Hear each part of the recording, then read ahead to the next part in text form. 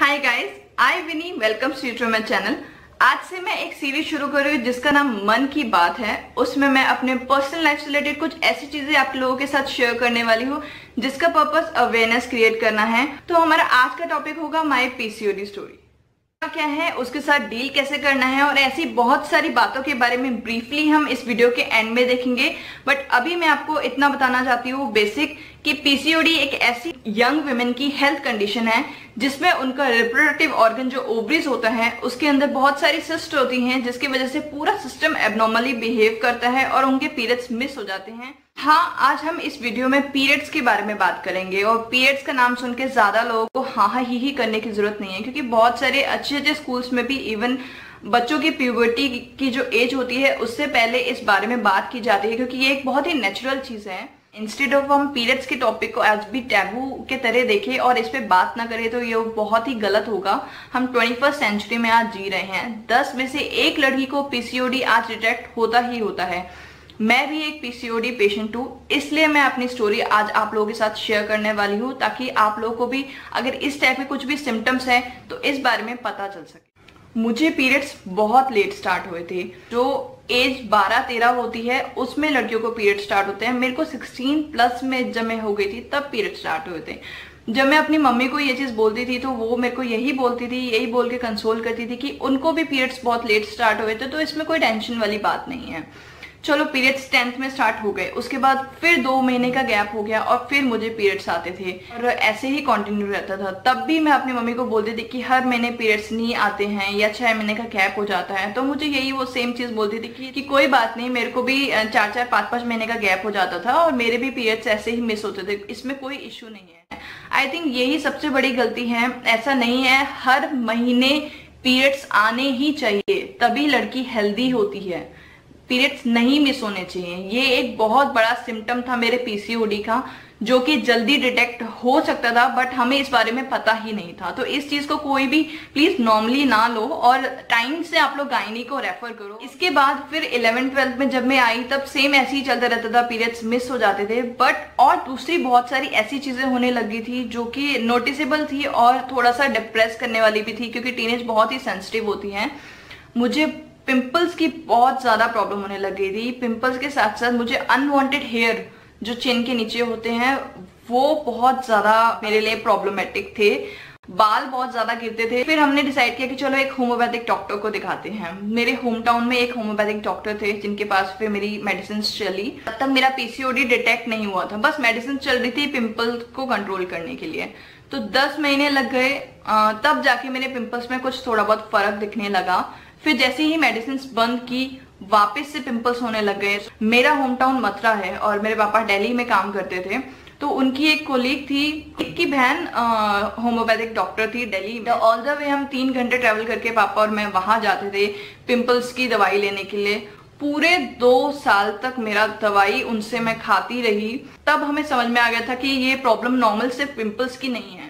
इसलिए हमने डिसाइड किया कि हम हार्मोनल स्पेशलिस्ट जो होते हैं, एंडोक्रिनोलॉजिस्ट जिसे बोलते हैं, हम उसके पास जाएंगे और अपना ट्रीटमेंट कराएंगे। फिर फाइनली हमने अपोलो दिल्ली में एक जो बेस्ट एंडोक्रिनोलॉजिस्ट थे उनके पास हमने अपॉइंटमेंट बुक कराया। 10th में मुझे पीरियड्स हुए थे और ग्रेजुएशन 2nd ईयर तक मेरे को पीसीओडी का नाम ही नहीं पता था, क्योंकि तब पता ही नहीं था, इतना अवेयरनेस ही नहीं थी पीसीओडी के बारे में।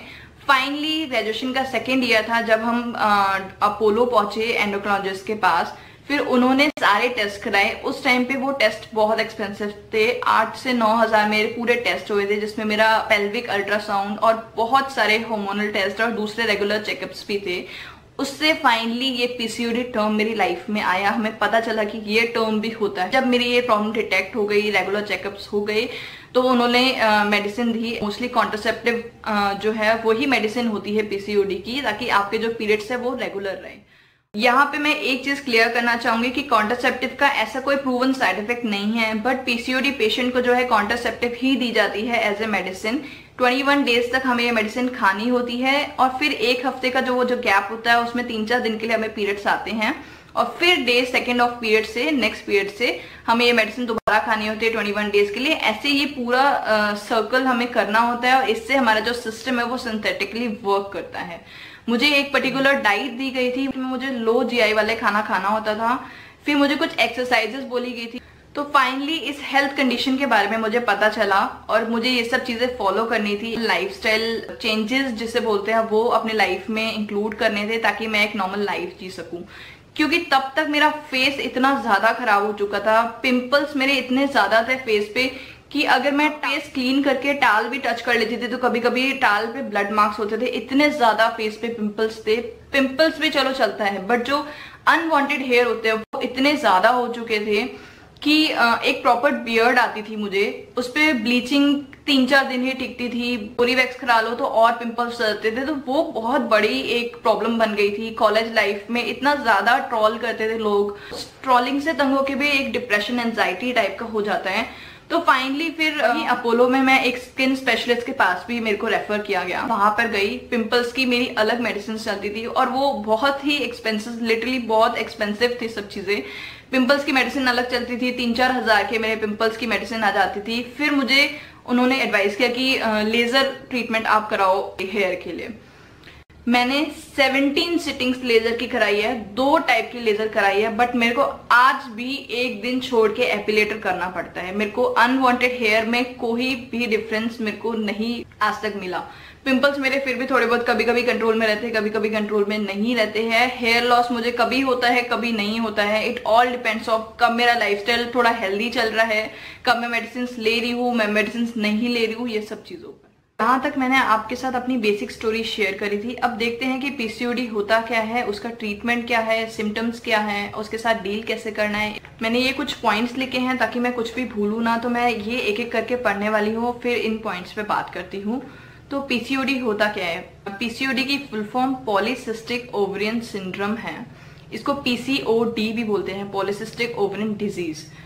पॉली मीन्स बहुत सारे, सिस्ट मीन्स फ्लूइड फिल्ड सैक्स, मतलब ऐसी कैविटी होती है जिसके अंदर पानी भरा हुआ होता है, वो हमारे ओवरीज के अंदर ग्रो करती हैं। तो बहुत सारी ऐसी सिस्ट जो ओवरीज के अंदर ग्रो करती हैं। सिंड्रोम जो वर्ड यूज किया गया है, सिंड्रोम का मतलब है a group of symptoms that occur together, मतलब जो इतने सारे सिम्टम्स इसमें होते हैं वो एक साथ अगर हो तो हम उसको सिंड्रोम बोलते हैं। इसमें बहुत सारे सिम्टम्स होते हैं, किसी किसी को एक सिम्टम होता है, किसी किसी को सारे होते हैं, किसी किसी को 3-4 सिम्टम्स होते हैं। तो अब हम देखते हैं इसमें सिम्टम्स कौन कौन से होते हैं। सबसे पहला जो सिम्टम है वो है हमारा डिलेड मेंसेस, जो पहले आपके साथ शेयर किया था, जिससे मैंने सीरियसली नहीं लिया था, बट जो भी अभी देख रहे हैं और अगर ऐसी आपको प्रॉब्लम है तो आई थिंक आप टाइम से जाके गायनिकोलॉजिस्ट को दिखाओ। दूसरा हमारा है अनप्रिडिक्टेबल या फिर इरेगुलर पीरियड्स, मतलब अगर आपको 8 या 9 से कम पीरियड्स हर पूरे साल में हो रहे हैं तो मतलब आपको प्रॉब्लम हो सकती है। दूसरा है हमारे एक्ने या ब्रेकआउट, जिसके बारे में मैं बात कर चुकी हूँ, और ये सिर्फ फेस पे नहीं, आपके चेस्ट, बैक और कई जगह भी हो सकते हैं। तीसरा हमारा सिम्टम है unwanted hair developing on face, chest, belly, back, which is also called hirsutism. चौथा हमारा सिम्टम है हेयरफॉल या फिर थिनिंग ऑफ हेयर, जिसे हम मेल पैटर्न बॉल्डनेस भी बोलते हैं।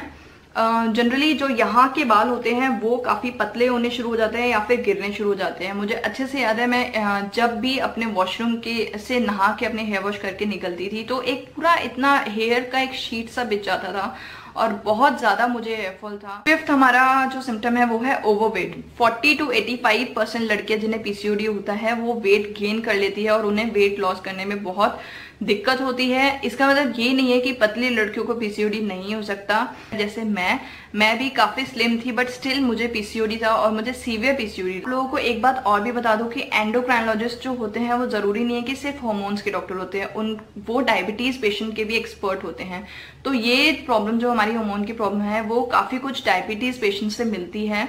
तो जैसे डायबिटीज पेशेंट्स को टाइप 2 डायबिटीज और ऐसे डिवाइड किया जाता है, ऐसे हमें भी type A, B, C, D में किया जाता है। एक सिम्टम है हमारा thick dark skin developing on neck, underarms and other various parts of body. एक यही सिम्टम है जो मुझे नहीं है। जैसा कि मैंने आपको बोला था, ग्रुप ऑफ सिम्टम्स है, जरूरी नहीं है सबको सारे सिम्टम्स होंगे, किसी को एक होता है, किसी को 2 होते हैं। मेरे को सिर्फ एक यही सिम्टम नहीं है, बाकी दूसरे सारे सिम्टम्स हैं।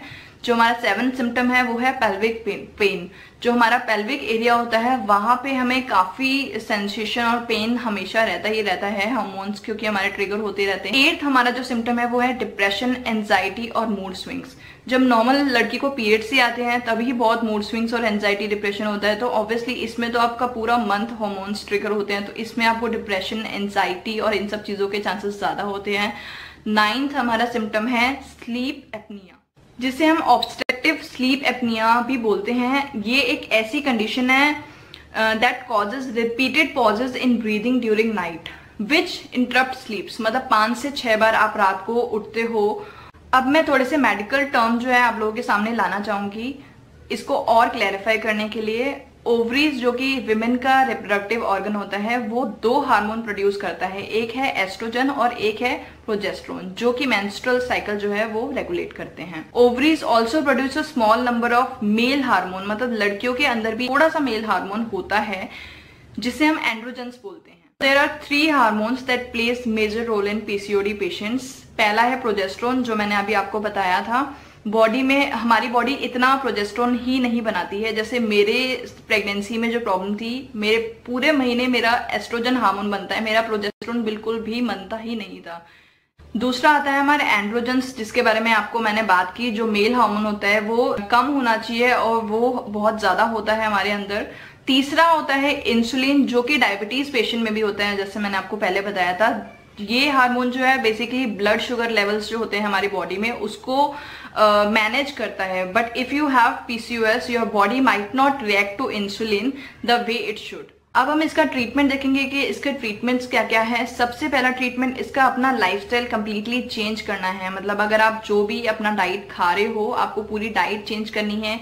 अगर आपका ओवरवेट हो आप, तो आपको अपनी डाइट और एक्सरसाइज से सबसे पहले तो अपना वेट लूज करना है। इवन अगर पतले भी हो तो भी आपको कहते हैं कि 5% ऑफ योर बॉडी वेट आपको कम करना चाहिए इसको थोड़ा सा सबसाइड करने के लिए। तो सबसे पहला हमारा ट्रीटमेंट है आपकी लाइफस्टाइल जो भी है आपको उसको हेल्दी तरीके से चेंज करना है। Weight loss can treat PCOD symptoms and improve the odds of getting pregnant. आप प्रेग्नेंट होने में भी वेट लॉस जो है काफी हेल्पफुल रहता है। Diet and aerobics exercise are 2 effective ways to lose weight. मैं शादी से पहले चार्ट के हिसाब से जो डाइटिशियन ने मेरे को दिया होता उसी के हिसाब से मैं खाना खाती थी, पोर्शंस में खाती थी। जैसे डायबिटीज पेशेंट होते हैं उन्हें थोड़ी थोड़ी देर में कुछ खाना चाहिए, ऐसे हमें भी थोड़ी थोड़ी देर में ग्लूकोज लेवल को, इंसुलिन लेवल को सही रखने के लिए कुछ खाना चाहिए।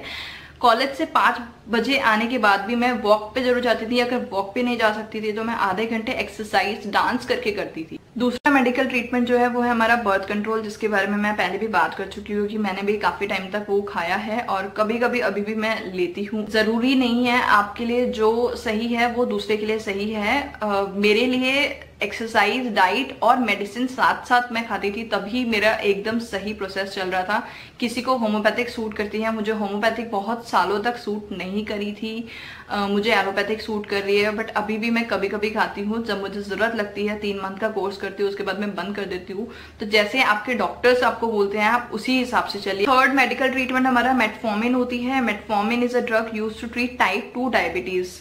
It also treats PCOD improving insulin level. मतलब हमारा जो इंसुलिन होता है बॉडी में उसको ठीक रखता है। मैंने प्रेगनेंसी में भी ये मेडिसिन खाई है, मुझे सूट करी थी मेडिसिन, तो मैंने कुछ टाइम के लिए ये मेडिसिन भी खाई है जो मेरे लिए काफी हेल्पफुल थी। एंटी एंड्रोजन्स भी कुछ ऐसे हार्मोनल टैबलेट्स होती हैं जो आपको दी जाती है। जब मुझे लेजर मेरे लिए इफेक्टिव नहीं था तब मेरे को ये मेडिसिन दी गई थी, बट मुझे ये मेडिसिन बिल्कुल सूट नहीं की थी। मेरे पढ़ाई वाले दिन थे और मैं ये मेडिसिन खा के पूरा दिन सोती रहती थी। अगर सो के भी उठूँ तो मैं चलती थी, तो मैं चक्कर से मेरे को आते थे। फिर मैंने कंप्लेन करी तो मेरे को उन्होंने हाफ मेडिसिन खाने के लिए बोला, बट मेरे को बिल्कुल नहीं सूट कर रही थी, तो इसलिए मेरे को बंद करनी पड़ी। मुझे आज भी एंटी एंड्रोजन्स सूट नहीं करते। हर किसी का अपना अपना बॉडी होता है, किसी को सूट करती है किसी को नहीं करती है। और हमारा लास्ट मेडिकल ट्रीटमेंट है वो है सर्जरी। इसकी लेजर सर्जरी भी होती है, बट दोबारा आपको पीसीओडी दोबारा हो सकता है तो सर्जरी कराने का ऑलमोस्ट कोई फायदा ही नहीं है। बट किसी किसी को करानी पड़ती है क्योंकि उसका बिल्कुल ही उसको सोल्यूशन नहीं मिल रहा होता है। तो मेरे को नहीं करानी पड़ी थैंकफुली। और ये दोबारा भी आपको हो सकती है, सिस्ट आपको दोबारा भी हो सकती है, क्योंकि पीरियड्स तो हर महीने आपको होने ही होने हैं। तो इसलिए मैं सर्जरी के लिए तो बिल्कुल फेवर में नहीं हूँ। बाकी आपकी जो डॉक्टर आपको बोलती है आप उस हिसाब से देखिए। यहाँ मैं अपनी वीडियो को एंड करना चाहूंगी। जो हमारा सेकंड टॉपिक होने वाला है, जिस टॉपिक पे हम बात करने वाले हैं, वो होगा कि मैंने पीसीओएस के साथ साथ कंसीव कैसे किया, मैं प्रेग्नेंट कैसे हुई। आपका कोई भी सजेशन हो या फिर आपका कोई भी क्वेश्चन है इस वीडियो से रिलेटेड, तो आप कमेंट सेक्शन में कमेंट कर सकते हैं। ज़रूरी नहीं है कि मैं उस क्वेश्चन का खुद ही आंसर दूं, मैं डॉक्टर से पूछ के भी दे सकती हूँ। मैं जनरली उनसे पूछ के ही सारी चीज़ें करती हूँ। और अगर आपको ये वीडियो मेरी पसंद आई है और ये सीरीज आप कंटिन्यू देखना चाहते हैं तो आप लाइक, शेयर और सब्सक्राइब जरूर करिएगा। आई होप मैंने इस वीडियो के पर्पस जो था उसको पूरा किया और थोड़ी बहुत अवेयरनेस और नॉलेज मैं पीसीओडी के बारे में दे पाई। ये स्टोरी थी और इसके बारे में और भी जानने के लिए देखते रहिएगा। तब तक के लिए बाय बाय, थैंक यू।